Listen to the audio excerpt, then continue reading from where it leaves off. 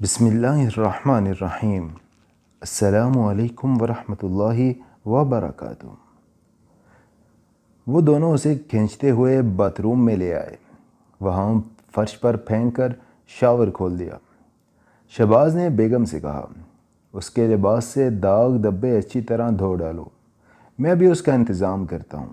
پھر اس نے drawing room میں آ کر فون کے ذریعے ایک پولیس افسر سے بات کی اور اسے نکرانی کے تمام حالات بتاتے ہوئے کہا کہ ہمیں اس لڑکی سے نجات دلا دو، اس کے بدلے میں تمہیں 50,000 روپے دوں گا۔ تھوڑی دیر بعد ہی ایک پولیس انسپکٹر چند سپاہیوں کے ساتھ وہاں پہنچ گیا۔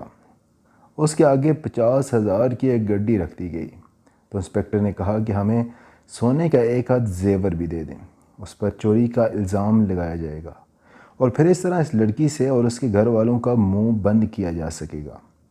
50,000 روپے کی رقم قانون کا حلیہ بگاڑنے کے لیے بہت تھی۔ صبا رانی کو وہاں سے اٹھا کر حوالات میں پھینک دیا گیا۔ اس کے ماں باپ روتے پیٹتے ہوئے وہاں آئے۔ ان سے کہا گیا، اب سے 2 دن پہلے شہباز درانی کے گھر سے 40,000 کے زیورات چرائے گئے تھے۔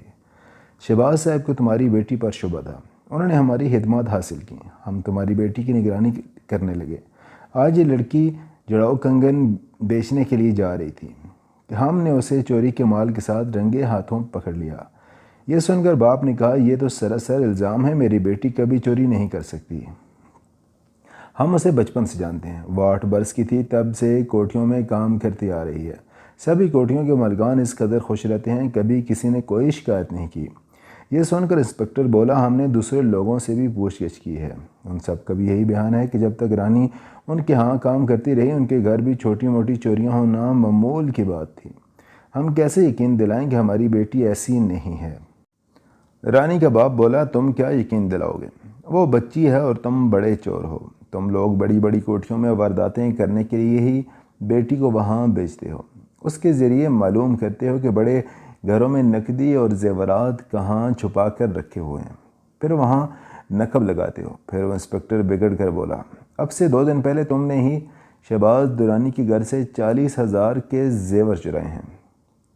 اس کے بوڑھے اور بیمار باپ کو بھی چوری کے الزام میں پکڑ لیا گیا اور پھر اس کی اچھی طرح پٹائی کی گئی۔ وہ اپنی اور بیٹی کی قسمیں کھا رہا تھا۔ اس بیچارے کے پاس 40,000 تو کیا 40 پیسے بھی نہیں تھے۔ آخر اسپیکر نے کہا کہ چلو کوئی بات نہیں، مال واپس نہ کرو، بس یہ بیان لکھ دو کہ تم نے اور تمہاری بیٹی نے چوری کی ہے۔ وہ خواہ مخواہ چوری کے الزام اپنے سر نہیں لینا چاہتے تھے، اتنی توکل تھی کہ نہ کردہ جرم کے الزام میں پھنسا دیے جائیں گے۔ اس بوڑھے کو حوالات میں بند کر کے دن رات اس کی پٹائی کی جاتی رہی۔ اس پر اس طرح کے مظالم ڈھائے جا رہے تھے کہ جسم پر کوئی زخم نہ آتا، تاکہ کہیں قانون کے محافظوں پر یہ الزام نہ آ جائے کہ ایک بے گناہ پر خواہ مخواہ تشدد کیوں کیا گیا ہے۔ اس دوران اس کی ماں روتی پیٹتی محلے والوں کے پاس جاتی رہی، علاقے کے باثر افراد سے ملی، بڑی بڑی کوٹھیوں والے کے آگے ہاتھ جوڑ کر اور گڑ گڑا کر کہتی رہی کہ میری معصوم بچی اور میرے بیمار خامن کو ان ظالموں سے نجات دلا دو۔ لیکن ان بڑے لوگوں کو اتنی فرصت ہی نہیں تھی کہ اس معاملے میں خواہ مخواہ خود کو الجھاتے۔ محلے کے لوگ بھی پولیس اور کچہری کی دلدل میں پھنسنا نہیں چاہتے تھے، کوئی بھی ان کی مدد کر کے خود کو مصیبت میں ڈالنا نہیں چاہتا تھا۔ کتنے ہی کوٹھی والوں نے کہا کہ کوئی کسی پر جھوٹا الزام نہیں لگاتا، اگر وہ کہہ رہے ہیں تو تمہاری بیٹی نے یقیناً چوری کی ہوگی، اس لیے وہ پولیس کی گرفت میں آ گئی ہے۔ اب اس کی ماں سے کہا جا رہا تھا کہ 40,000 روپے کے زیورات واپس کرو تو تمہارے شوہر اور بیٹی کو رہا کر دیں گے۔ ماں کو بیٹی سے ملنے کی اجازت بھی نہیں دی جا رہی تھی۔ بیچارے ماں باپ تو یہ بھی نہیں جانتے تھے کہ بڑی کوٹھی میں ان کی بیٹی کی عزت لوٹ لی گئی ہے، یہ بھی نہیں جانتے تھے کہ حوالات میں رکھ کر اس کے ساتھ کیا سلوک کیا جا رہا ہے۔ مار کھاتے کھاتے باپ کی حالت بھی ایسی ہو گئی جیسے آج کل میں مرنے ہی والا ہو۔ پھر ایک دن صبا رانی کو سلاخوں کے پیچھے سے نکال کر دور سے ہی باپ کی حالت دکھائی گئی۔ وہ بیچارہ فرش پر نیم مردہ سا پڑا ہوا تھا، اس میں تو ہلنے جلنے کی سکر بھی نہیں تھی، وہ سر گھما کر بیٹی کو دیکھنے کے قابل بھی نہیں رہا تھا۔ اس انسپکٹر نے کہا کہ اگر اپنے باپ اور اپنی رہائی چاہتی ہو تو اس بیان پر دستخط کر دو کہ تم نے ہی بیگم شہباز درانی کے جڑاؤ کنگن چرائے ہیں۔ صبا رانی دونوں ہاتھ جوڑ کر بولی کہ صاحب آپ جو حکم دیں گے وہ لکھ دوں گی، جو کہیں گے وہ کروں گی، مگر خدا کے لیے میرے ابا کو چھوڑ دو، ان کا علاج کراؤ، نہیں تو یہ مر جائیں گے۔ یہ سن کر انسپکٹر نے کہا کہ ہم اتنے نادان نہیں ہیں کہ اس بڈھے کو حوالات میں ہی مرنے دیں گے اور اپنے سارے الزام آنے دیں گے۔ ہم بس اتنا کر سکتے ہیں کہ اسے گھر پہنچا دیا جائے گا، پھر اس کی مرضی کہ ہاں یہ اپنا علاج کرائے یا ہماری بلا سے مر جائے۔ پھر وہ ان کے حکم کے مطابق بیان لکھنے لگی تو انسپکٹر بولا کہ یہ بھی لکھو کہ شہباز درانی اور ان کا بیٹا بہزاد درانی انتہائی شریف لوگ ہیں، وہ تمہیں بیٹی اور بہن کی طرح سمجھتے تھے، لیکن تم نے ان کی شرافت کا ناجائز فائدہ اٹھایا۔ صبا رانی نے غریبی اور مفلسی کے باوجود 6 جماعتیں پڑھی تھیں، اردو لکھنا پڑھنا جانتی تھی۔ قانون کے محافظوں نے اس سے جو کہا اس نے وہاں بیٹھ کر سب کچھ لکھ دیا۔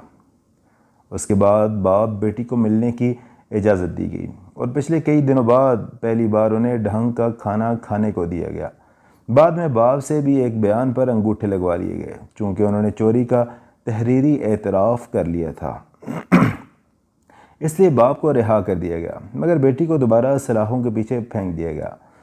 مجبور باپ سے کہا گیا کہ جب تک 40,000 کے زیورات واپس نہیں ملیں گے تمہاری بیٹی سلاخوں سے باہر نہیں آ سکے گی۔ باپ روتا پیٹتا وہاں سے چلا گیا۔ وہ بھلا 40,000 کے زیورات کہاں سے لاتا؟ صبا کا باپ 2 دن بعد ہی دل کا دورہ پڑنے سے مر گیا۔ کوئی صبا رانی کی وکالت کرنے والا نہیں تھا، لہٰذا اسے حوالات سے نکال کر جیل کی چاردیواری میں بھیج دیا گیا۔ اسے خبر مل چکی تھی کہ اس کا باپ دواؤں کے بغیر ایڑیاں رگڑ رگڑ کر مر چکا ہے، لیکن وہ پھر بھی روتی بلکتی یہی کہتی رہی، مجھے بس ایک بار میری ماں باپ سے ملوا دو۔ مان لیا کہ باپ مر چکا ہے، مگر میری ماں تو زندہ ہے، مجھے بس ایک بار اس سے مل لینے دو۔ اس کی ماں جانتی تھی کہ میری بیٹی سینٹرل جیل میں ہے۔ وہ روز جیل کے بڑے گیٹ تک آتی تھی، مگر کوئی اسے اندر جا کر بیٹی سے ملنے کی اجازت نہیں دیتا تھا۔ جواد اکبر ضلع کی تمام جیلوں کا انسپکٹر جنرل تھا۔ ایک دن جیلر نے اس سے کہا کہ سر، ایک نوخیز لڑکی آئی ہے، سنگ مرمر کی طرح چکنی ہے، ابھی ہم میں سے کسی نے اسے ہاتھ نہیں لگایا۔ حضور کبھی وقت نکال کر آئیں اور اسے ایک نظر دیکھیں، آپ کے مزاج کے عین مطابق مال ہے۔ یہ سن کر جواد اکبر نے مونچھوں کو تاؤ دیتے ہوئے پوچھا، تم یہ بات اچھے سے جانتے ہو کہ میں کسی کا جھوٹا نہیں کھاتا، سچ سچ بتاؤ کسی نے اسے ہاتھ تو نہیں لگایا نا؟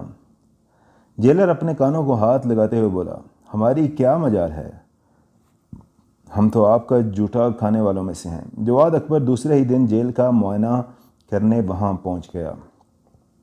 زنانہ وارڈ میں صبا رانی کو سب سے الگ رکھا گیا تھا۔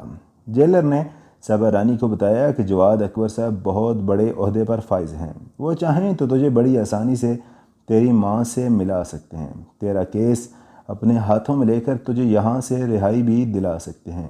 اگر تو اپنا دل نکال کر ان کے آگے رکھ دے گی تو وہ بھی تیرے لیے رحم دل بن جائیں گے۔ جب جواد اکبر جیل کی چاردیواری میں قدم رکھتا تھا تو وہاں کا تمام عملہ بری طرح سہم کر الرٹ ہو جاتا تھا۔ اس کے مزاج میں ایسی گرمی تھی جیسے کھوپڑی کے اندر انگارے دہکتے رہتے ہوں۔ ذرا ذرا سی بات پر ماتحتوں کو گالیاں دیا کرتا تھا اور حتیٰ کہ ان کے منہ پر تھوک دیا کرتا تھا۔ کوئی اس کے سامنے شکایت کرنا تو دور کی بات، زبان ہلانے کی جرت بھی نہیں کرتا تھا۔ جب وہ سلاخوں کے پیچھے صبا رانی کے کمرے میں آیا تو وہ اس پہاڑ جیسے شخص کو دیکھ کر سہم سی گئی۔ وہ آگ تھا، مگر رانی کے حسن اور کم سن جوانی کو دیکھتے ہی برف کی طرح پگھل گیا۔ جواد اکبر کوئی عاشق مزاج شخص نہیں تھا، لیکن رانی اس کے دل میں بیٹھ گئی۔ جواد اکبر نے سپرنٹینڈنٹ جیل سے مخاطب ہو کر کہا، یہ تو بہت کم سن اور بہت ہی معصوم ہے، جیل میں کیسے آ گئی؟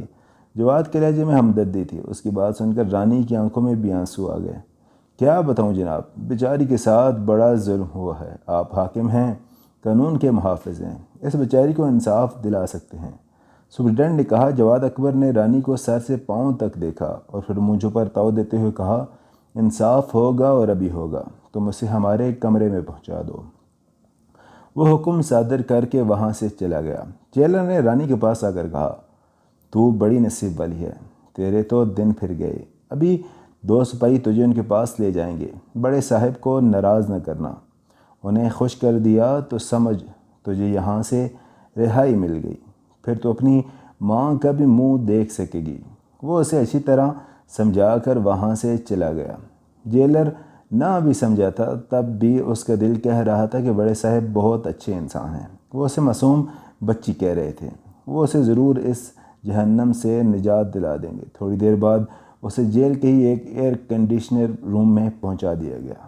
معزز سامعین، یہ تھی ہماری آج کی سٹوری۔ آپ کو کیسی لگی کمنٹ سیکشن میں اپنی رائے سے ضرور آگاہ کیجیے گا۔ اگر ابھی تک آپ نے ہمارے چینل کو سبسکرائب نہیں کیا تو اس کو لازمی سبسکرائب کر لیں۔ ملتے ہیں ایک اور ویڈیو کے ساتھ، تب تک کے لیے اجازت دیجیے، اپنا بہت سارا خیال رکھیے گا۔ اللہ حافظ۔ السلام علیکم ورحمۃ اللہ وبرکاتہ۔